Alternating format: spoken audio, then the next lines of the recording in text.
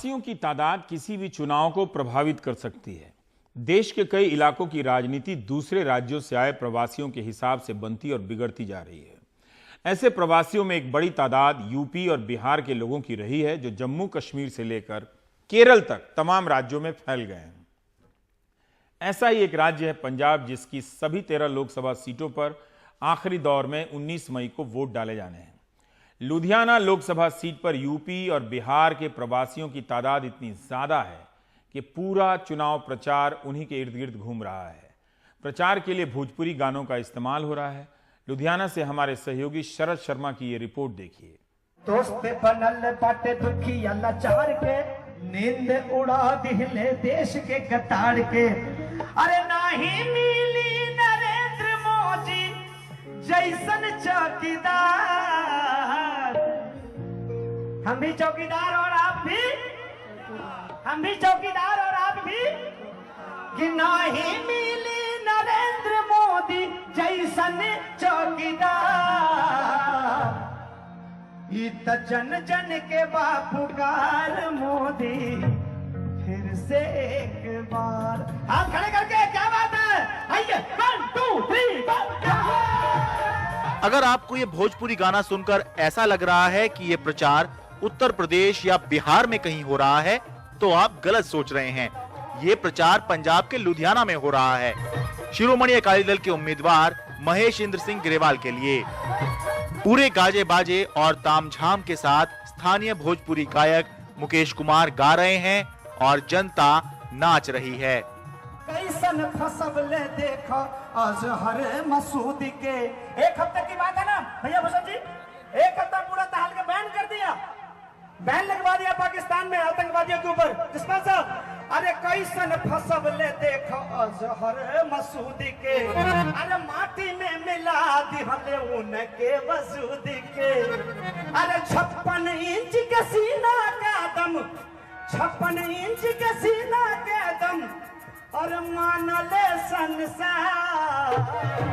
सभी मान गया ना, तो जरा आप लोग भी दोनों हाथ ऊपर करते हुए और ताली जैसा। अरे जन जन के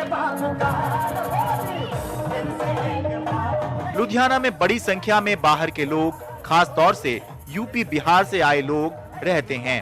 इनको रिझाने, उम्मीदवार के आने तक भीड़ जुटाने और उसे रोक कर रखने के लिए भोजपुरी कलाकार खूब काम आते हैं। भोजपुरी के लोग हैं तो इनको लुभावने देने के लिए यहाँ पे और इकट्ठे करने के लिए यहाँ पे कलाकारों को बुलाया जाता है। और आज इस टंडारी कला में आए हैं। आप देखे ही होंगे कि यहाँ आपको पता ही नहीं चलता होगा कि आप पंजाब में हैं कि कहाँ पे हैं। आपको यहाँ का देखकर यही लग रहा होगा कि आप योगी आदित्यनाथ के गोरखपुर में या बनारस ऐसे जगह पे आए हुए हैं। मैं 1992 से रह रहा हूँ, अमेठी का रहने वाला यूपी का हूँ। यहाँ पर बहुत ज़्यादा संख्या में लोग पूर्वांचल के यहाँ पर रहते हैं। जो आपने भोजपुरी की बात की, तो यहाँ पर भोजपुरी पसंद करने वाले ज़्यादा हैं। जितने लोग हम लोग यहाँ पे रहते हैं, बहुत दिनों से 20-25 साल से यहाँ पे रहते हैं, तो जो जितने भी पूर्वांचल के लोग हैं ज़्यादा से ज़्यादा भोजपुरी पसंद करते हैं। और जो अपने भी बिहार से बिलोंग करते हैं उनको भोजपुरी अच्छा लगता है। हर देश में जहाँ पे रहते हैं वहाँ पे तो अपनी अपनी भाषा का यूज करते ही है। जैसे ये नहीं कि हम लोग पंजाबी भाषा यूज नहीं करते हैं, वो भी यूज करते हैं, लेकिन अपने अपने जगह पे। अब जरा स्टेज से लगाए जा रहे इस नारे को सुनिए और समझिए कि लुधियाना की राजनीति में अब किसका रोल अहम हो गया है। यूपी बिहार का नारा है, कटिया चौके बाहर चौके, यूपी बिहार का नारा है। सिखों और पंजाब की राजनीति करने वाला शिरोमणि अकाली दल अगर यूपी बिहार के लोगों पर फोकस कर रहा है तो इसका कारण है। लुधियाना पंजाब का सबसे बड़ा औद्योगिक शहर है। देश के अलग अलग राज्यों के लोग यहाँ आकर बसे हैं। लुधियाना लोकसभा क्षेत्र में कुल 16,80,000 वोटर हैं, जिसमें से करीब 4,32,000 वोटर यानी 25% बाहर से आए हैं, ज्यादातर यूपी और बिहार से। लुधियाना लोकसभा क्षेत्र की कुल 6 विधानसभा सीटों में से 3 पर इनका वोट फैसला करने वाला होता है। ये हमारे दिल के टुकड़े हैं, हमारे साथी हैं और लुधियाना के विकास में इनका बहुत बड़ा योगदान है। तो लुधियाना में इनकी जितनी कंट्रीब्यूशन है जिसकी जितनी कंट्रीब्यूशन होता है उसका सत्कार किया जाता है। हमने लुधियाना के मौजूदा सांसद और कांग्रेस के टिकट पर दूसरी बार चुनाव लड़ रहे रवनीत सिंह बिट्टू की सभा में जाकर देखने की कोशिश की कि पूर्वांचलियों को रिझाने के लिए उनके यहाँ किस तरह के इंतजाम हैं। जिद्दने वार्ड जित गया मैं ते पांडे जी पहले दिन इलेक्शनों तो बाद 5 करोड़ रुपए का चेक थोड़े वार्ड च लेके आवांगे पहले दिन जितने वार्ड की जित होगी। हमें भोजपुरी संगीत तो नहीं मिला, पूर्वांचली मिले और रवनीत बिट्टू ने उनकी अहमियत भी बताई। 3 कॉन्स्टिट्यूंसी है हमारी, साउथ, ईस्ट और नॉर्थ, जिसमें जिधर वो वोट डालेंगे उधर वो पार्टी जीत प्राप्त करेगी। इतनी बड़ी आज उनकी नंबर है और उनकी ताकत है। हमारी कोई रैली, कोई फंक्शन ऐसा नहीं होता जहां पे वो नहीं होते। अगर हम उनसे पूछें भी हम हिंदी बोलना शुरू करें तो बुरा मानते हैं। भाई क्या समझते हो, अब हमें पंजाबी में भाषण दो, हमारे से पंजाबी से बात करो, यहाँ तक बात हो चुकी है। बहुत देर से इंतजार करते करते चले गए। जिस तरह से पंजाबी और सिख समाज के लोग दुनिया के कोने कोने में जाकर बसे हुए हैं, ठीक उसी तरह से देश के अलग अलग हिस्सों से लोग पंजाब और खासतौर से लुधियाना में आकर बसे हुए हैं। सबसे ज्यादा यूपी और बिहार के लोग। अब जहां जैसे लोग बसते हैं वहां राजनीतिक दलों को उनको रिझाने के लिए वैसे ही तरीके इस्तेमाल करने होते हैं। अच्छा होगा हम इनको तरीकों की बजाय चुनाव के रंग के तौर पर देखें, रंग देखें और आनंद लें। लुधियाना से अपने सहयोगी मलकीत सिंह के साथ मैं शरद शर्मा, एनडीटीवी इंडिया।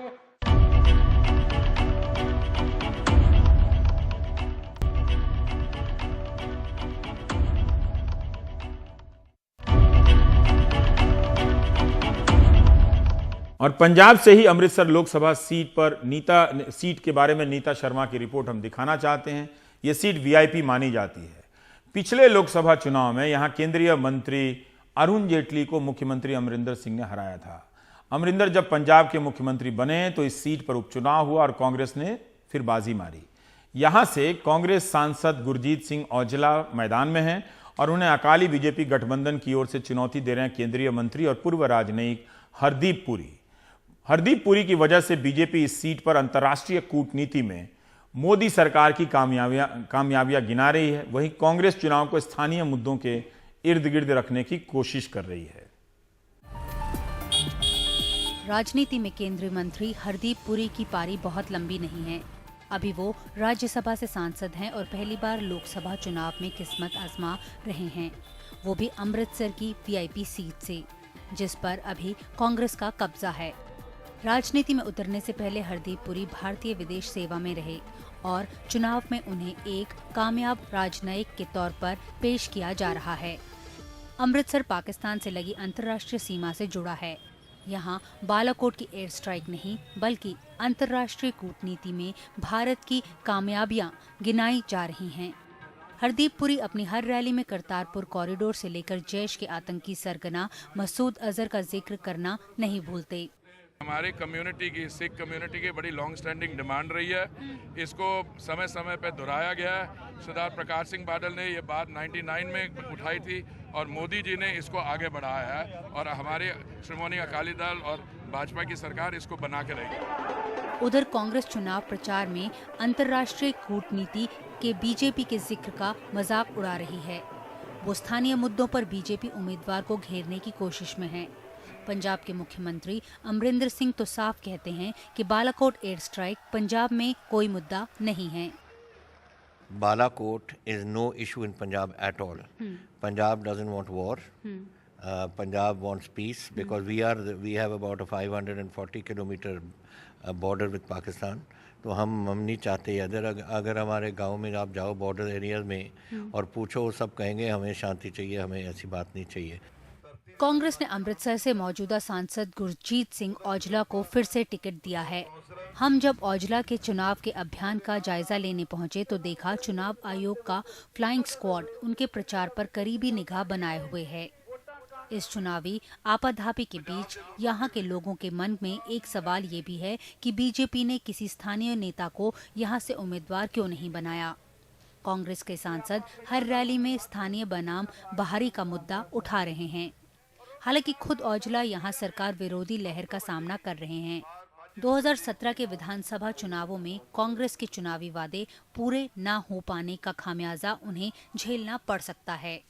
इन्होंने क्वेश्चन मार्क लगा दिया है लोकल कैंडिडेट के ऊपर, और ये मान चुके हैं कि हमारे पास लोकल कैंडिडेट नहीं था, लेकिन अच्छे कैंडिडेट इनके पास लोकल थे, लेकिन ये हरदीपुरी को क्यों भेजा, ये तो जवाब यही दे सकते हैं। अरुण जेटली साहब को भी पिछली बार 2014 में काफी जो है वोटों से हार सहनी पड़ी थी। कैप्टन साहब बहुत लाख वोट से जीते थे, तो आप क्या ये दोहरा पाएंगे? दोहराएंगे नहीं, कैप्टन साहब के थापड़े से उससे भी आगे जाएंगे। छोड़िए बात, ये बेकार की बात है। मैं शक्ल से आउटसाइडर लगता हूँ। हाँ। हमारे जो सिख भाई इंग्लैंड में, कनाडा में और यूरोप में सेटल्ड हैं, वो तो उन इनसाइडर बन गए, और मेरी पैदाश यहाँ पे हुई, मैं सारी ज़िंदगी यहाँ पे रहा, फिर फॉरेन सर्विस चला, मैं आउटसाइडर रखता हूँ। ऐसा है, बहुत ज़बरदस्त लहर श्रोमणी अकाली दल और भाजपा के कैंडिडेट के लिए बन रही है, जो आप देख रहे हैं। अब उस कैंडिडेट के पास और कुछ नहीं है, तो यही कहेगा आउटसाइडर है। या कांग्रेस और बीजेपी के इस खींचतान के बीच स्वर्ण मंदिर के इस शहर के बाशिंदों को ये भी चिंता है कि स्थानीय समस्याओं को हल करने का जज्बा कौन दिखा सकता है। जो मर्जी बैठे, पर हमारे लिए सेफ होना चाहिए ना, जो देश की रक्षा कर सके। कितनी बड़ी बात है यहाँ, बहुत ज्यादा नशा है यहाँ पे। पंजाब में तो बहुत ज्यादा छोटे छोटे बच्चे नशे में बर्बाद हो रहे हैं, ड्रग्स इतने हैं। तो कोई पार्टी हेल्प करती है इस इशू को लेकर? कोई हेल्प नहीं करती, वो खुद बढ़ावा दे रहे हैं।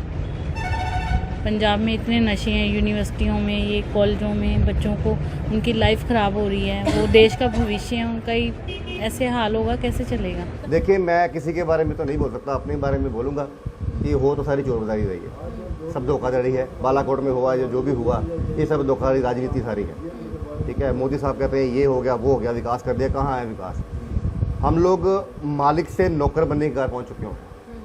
जहाँ हमारे नीचे आदमी काम करते थे, हमारी हालत ये हो चुकी है, हम लोगों के नीचे काम करने की हालत में आ चुके हैं। जो भी आदमी पार्टी जीतती है, कोई काम नहीं कर रही, कोई बात नहीं कर रही है, हम तो लोग परेशान बैठे हैं कि जो भी सड़कें टूटी पड़ी, हालत ख़राब है, कि जो दुकानें आगे बनी, आगे काम नहीं करने दे रहे हैं, पीछे वाले दुकानें छोड़ के जा रहे हैं। रोजगार तो बहुत बड़ा मुद्दा है, क्योंकि लोग जो है, जितने पढ़े लिखे लोग हैं, वो चाहते हैं कि उनके लिए जो उनका जो फ्यूचर है वो अच्छा होना चाहिए, लेकिन उनके पढ़े लिखने के बाद उनका फ्यूचर आगे नहीं आ रहा है, तो वो लोग गलत रास्ते पर जा रहे हैं। कुछ लोग नशे की ओर जा रहे हैं, कुछ लोग चोरी चकारी करने शुरू कर दिए, लेकिन उनके लिए कोई ना कोई काम होना चाहिए जिसमें वो रोजगार में लगे रहे, तो उनका जो ध्यान है वो सही जगह पर जाना चाहिए। कहते ना वोट दो बीजेपी को दो, बीड़ी पीना छोड़ दो, बीड़ी में तम्बाकू, जो कांग्रेस वाला राहुल गांधी है डाकू।